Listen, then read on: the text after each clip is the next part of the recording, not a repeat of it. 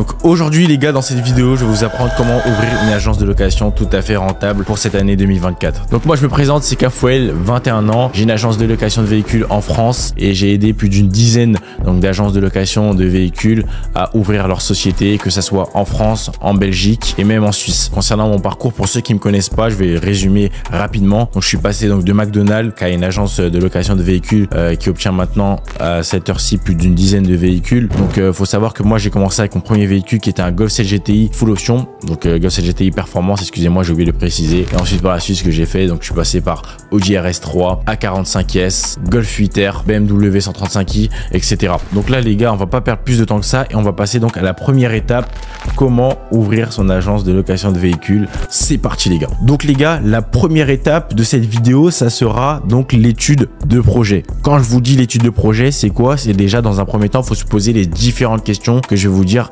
juste ici. Donc la première question, c'est quel type de véhicule je vais louer. Faut que vous sachiez quel type de véhicule vous allez louer. Si vous êtes donc plus dans les citadines, plus dans les sportives, plus dans les SUV, donc ça c'est à vous de choisir. Donc quel est votre projet? Est-ce que vous comptez donc faire une agence de location que de citadine, une agence de location que de sportive, une agence de location mixte, une agence de location professionnelle, c'est-à-dire louer des véhicules par derrière? Donc ça c'est à vous de choisir. Donc le projet, il faut l'avoir même avant de se lancer. Donc c'est mieux, en tout cas c'est un conseil que je vous donne. Donc aussi ce qu'il faut savoir, c'est comment est-ce que vous allez financer donc l'ouverture de votre société et l'ouverture donc des véhicules. Donc quand je vous dis ça, en fait en réalité il faut que vous sachiez donc quelle est la source de revenus pour financer donc ces véhicules. Donc est-ce que vous allez faire un prêt à la banque? Est-ce que vous avez mis de l'argent de côté? Est-ce que vous comptez faire un prêt chez votre ami? Est-ce que vous comptez trouver un investisseur? Donc ça les gars, c'est très important d'être aussi positionné dessus. Quatrièmement, donc aussi ce qui est important de savoir, c'est à quel endroit vous allez positionner donc votre agence de location de véhicules.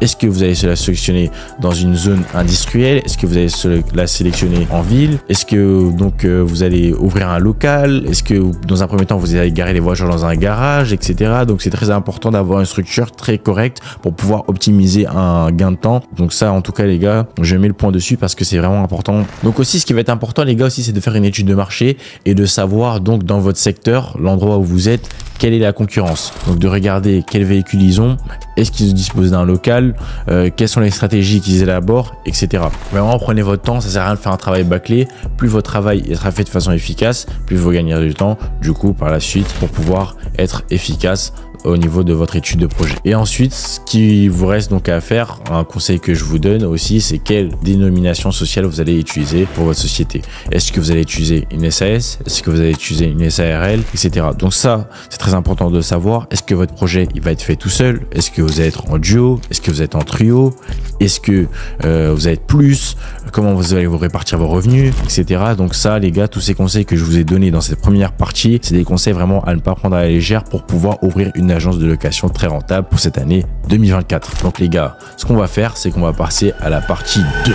La partie 2 de cette vidéo, c'est la partie juridique. Du coup, la partie juridique, très important parce qu'en fait, dans un business d'agence de location de véhicules, en fait, il y a plusieurs statuts juridiques que vous pouvez sélectionner. Vous avez SAS, vous avez SARL, vous avez SASU, vous avez SCI et vous en avez encore plein d'autres comme EURL, etc. Donc ça, de toute façon, cette partie-là, je vous laisse regarder avec votre comptable. Vous sélectionnez un comptable ou un expert comptable et vous allez pouvoir savoir en fait en réalité quel statut juridique choisir.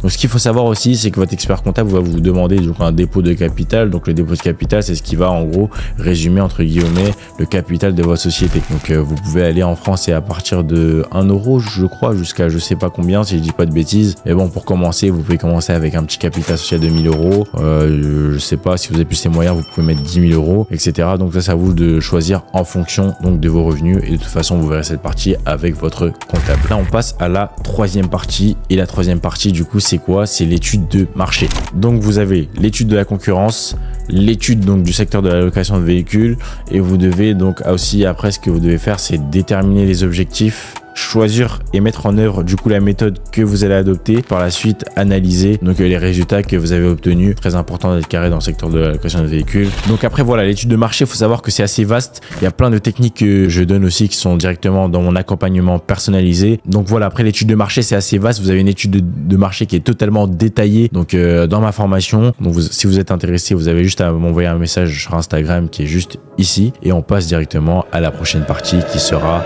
la stratégie marketing. Quand je vous parle de stratégie marketing, par exemple, vous pouvez mettre en place un service client donc pour du coup votre agence de location de véhicules. Vous pouvez mettre en place des partenariats, je sais pas moi, par exemple avec des salles de mariage qui auraient besoin donc de collaborer avec vous. Vous pouvez mettre en place donc un système de carte de fidélité, donc offrir du coup à votre client au bout de 10 locations, 11e location totalement offerte. Donc il y a pas mal de stratégies marketing aujourd'hui qui existent. Donc ça, c'est à vous de voir et c'est à vous donc de les utiliser à bon escient pour pouvoir, on va dire, avoir les bonnes stratégies marketing et pouvoir, on va dire, développer votre entreprise de location de véhicules. Donc aussi, quand je vous parle donc de stratégie marketing, logiquement aussi les gars, dans le marketing, ça inclut tout ce qui est vos flyers.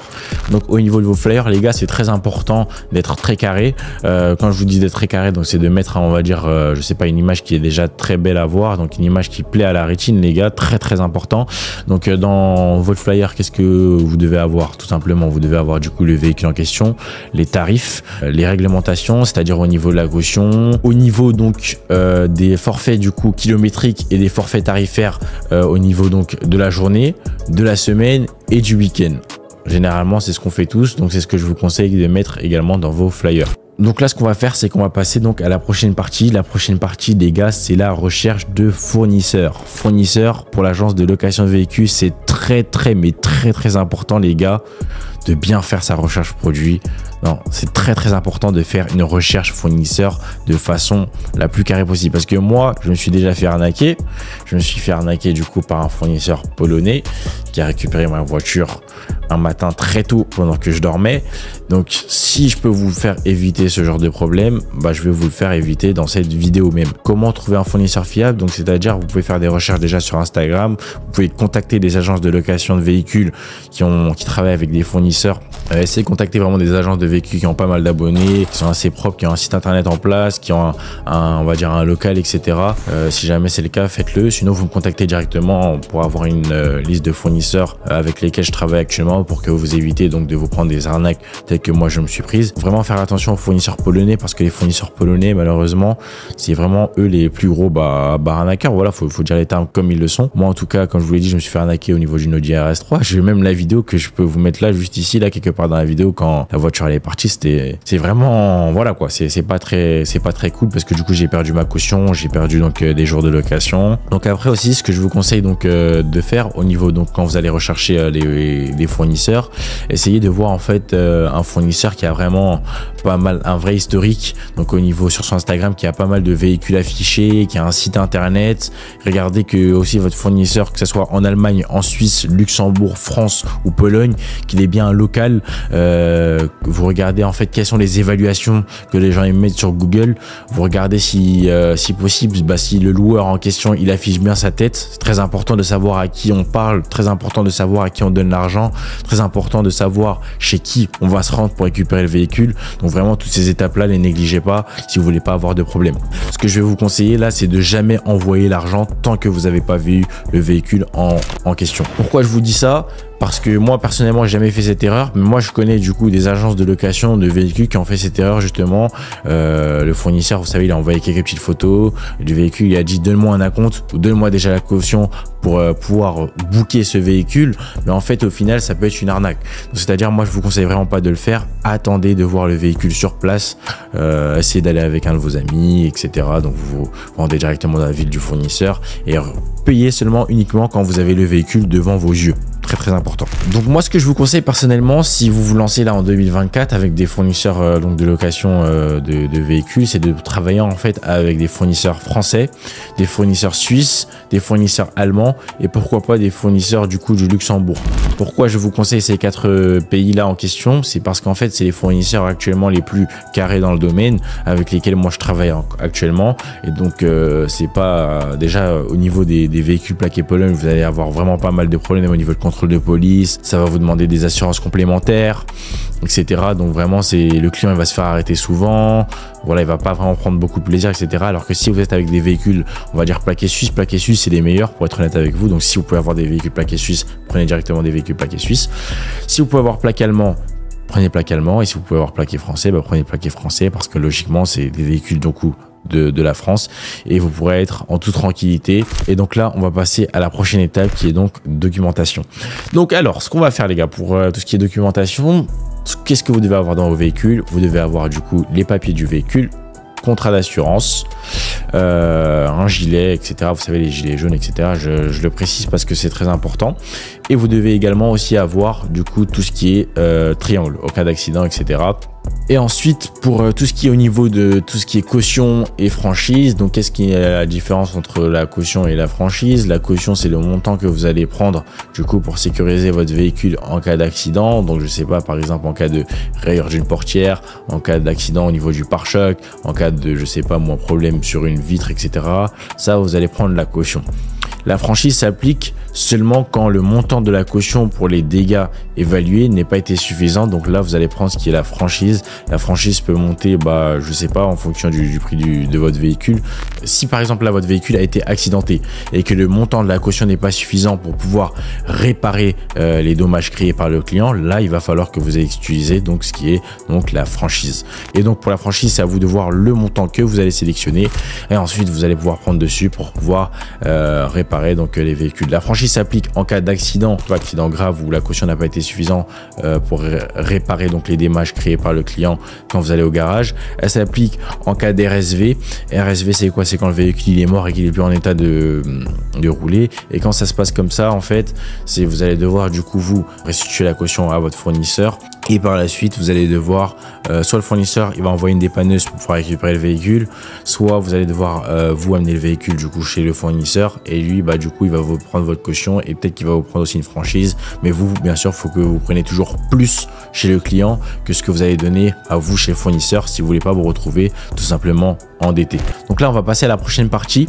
Quels sont les véhicules que je vous conseille de prendre? Donc moi, ce que je vous conseille donc de prendre comme véhicule, dans un premier temps, les gars, quand on lance une agence de location de véhicules en France, avec mon expérience, c'est de commencer avec des petits modèles, les gars. Commencez avec des citadines. Citadine, qui dit on dort bien.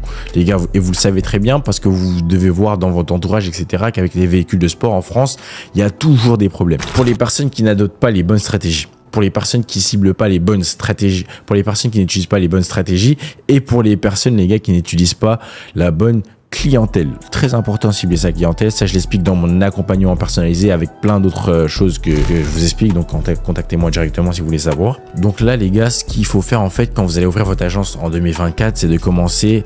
Tout dépend de votre budget, mais de commencer avec des citadines. Donc là, quand je vous parle de citadines, les meilleurs véhicules qui marchent actuellement, c'est quoi? C'est Audi A3, Mercedes Classe A, Peugeot 308 et vous pouvez prendre aussi quelques modèles comme Opel, etc. Donc ça, c'est des véhicules qui marchent très bien et c'est ce que je vous conseille. Donc si vous voulez commencer avec des sportives, les véhicules qui marchent le mieux, ce que je vous conseille, c'est quoi? C'est Audi RS3, Mercedes A45S, Golf 8R Akrapovic. Donc ça, c'est les 3 véhicules qui marchent le mieux en France. C'est à vous de choisir en fonction du coût du budget que vous avez en question. Mais moi, comme je vous l'ai dit, je vous conseille directement de commencer avec des citadines. Ensuite, vous commencez doucement, mais sûrement. Et avec les bilans que vous allez générer du coup avec vos citadines, vous allez pouvoir passer directement sur des sportifs. Après les gars, donc pour tout ce qui est publicité, vous utilisez les canaux que tout le monde utilise actuellement, hein, donc Instagram, Snapchat, Facebook. Et si vous voulez même aller plus loin, vous pouvez même vous mettre sur le bon coin. J'ai vu que récemment, c'est une technique qui marchait très bien.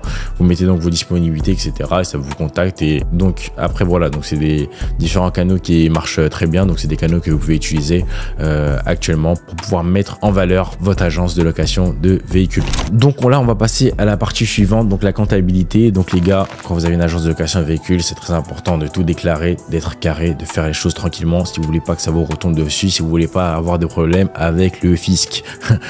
Donc voilà. Donc quand je vous parle de comptabilité, tout simplement, c'est de déclarer tout ce que vous faites rentrer, hein, que ça soit en liquide ou du coup via votre compte professionnel bancaire. Vous faites tout déclarer et vous regardez ça donc chaque fin du mois avec votre comptable. Comme ça, vous faites ça de façon propre et vous n'aurez pas de problème par la suite. Donc voilà les gars, on arrive à la fin de cette vidéo. J'espère que cette vidéo, elle vous a plu. Donc si vous voulez pas mal d'informations pour pouvoir ouvrir une agence de location rentable avec mon accompagnement personnalisé et avec mes fournisseurs, n'hésitez pas à me contacter directement sur Instagram, qui sera juste ici. Comme ça, je pourrais vous aider avec plaisir à vous lancer donc dans la location de véhicules en 2024 et pourquoi pas même travailler ensemble. Donc voilà, donc sachez que j'ai fait cette vidéo vraiment avec le cœur. Ça me tenait à cœur donc d'ouvrir cette chaîne YouTube et de pouvoir partager donc ces différentes astuces avec ma communauté. Donc surtout n'hésitez pas donc à activer les notifications, à vous abonner à ma chaîne YouTube et on se retrouve bientôt pour la prochaine vidéo. C'était Kafouel, à plus.